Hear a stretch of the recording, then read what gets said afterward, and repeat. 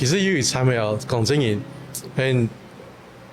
事情亲某喊嘛哈，然后应酬有场是没亲斗，那你成班都堵湿度，你行都按都没亲奶，那你特意筹办公室没亲奶，所以我是都按中的，所以我开始就慢慢的逼我们每天都走1万步，你行10公里的，明年哦，每月，那当然一天1、2、3，手上行业了一天1、2、3，是不是？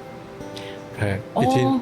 10公里路明月，行1万步安尼。行1万步。哇，也下看到个咩系行路嘅获得的礼物吗？也系嘛嘅，也系熊林呐，梗唔系牛林，熊林啊。熊林。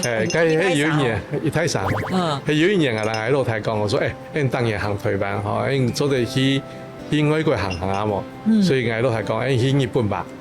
熊野古道，熊野古道非常重要的一个朝圣的步道，所以我就一行熊野古道。但唔过行熊野古道是你喺山度嘛，周星你喺山度爬来爬去，爬来爬去。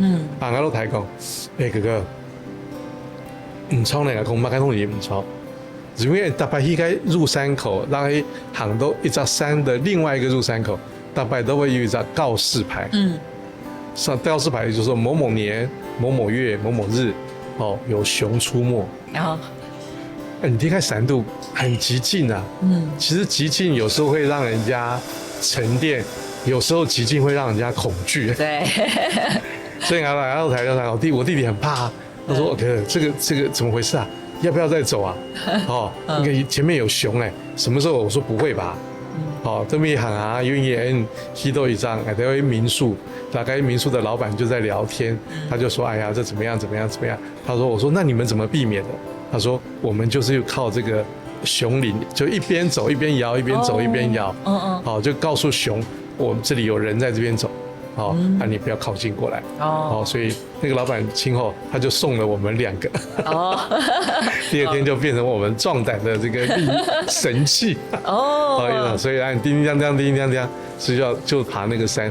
所以我们也了解到走按阳一行，我们就知道日本的文化。